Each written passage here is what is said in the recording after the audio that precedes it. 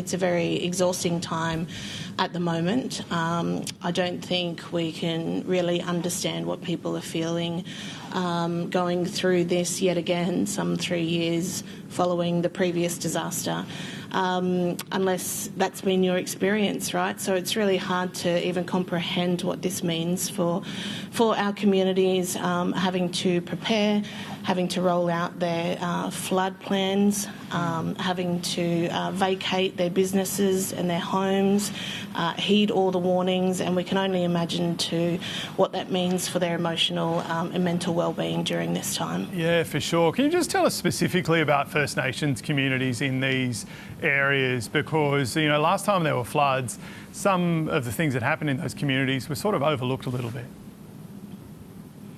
Yeah, I think there's major concern for our Bundjalung communities right now, especially those communities that are still displaced from their traditional homelands since the last major flood event in 2022. We think of our communities from Cabbage Tree Island, who are currently still in temporary accommodations at their Wardell Pod village.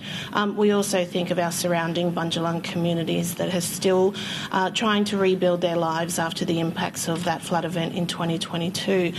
We know that the Korakai Community Pod Village and the Wardell Community Pod Village, where our Cabbage Tree Island residents have been homed and housed since the last event, have been told that those pods aren't purposely built for cyclone weather.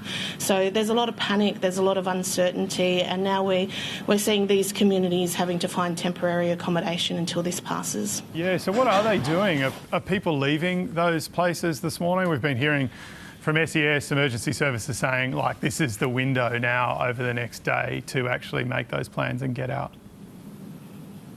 Yeah, and I think the focus on the Wardell community, the Cabbage Tree Island community, is that they are closely placed to those winds that are coming off the coast of Ballina and off the east coast there. So for us, the concern is their ability and capacity to find temporary accommodation. There's no financial support or any other support to support that community to get into emergency accommodation. Just like everybody else, we are directing people to evacuation points and evacuation centres, including here at the Southern Cross University in Lismore.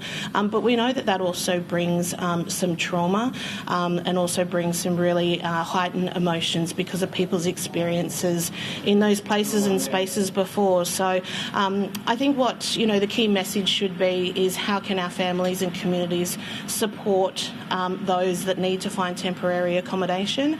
What does that look like to take them in and really understand their needs at the moment? Naomi, we are thinking of that part of the world this morning, and a really big thank you for coming on our program at such short notice. No worries at all. Thank you.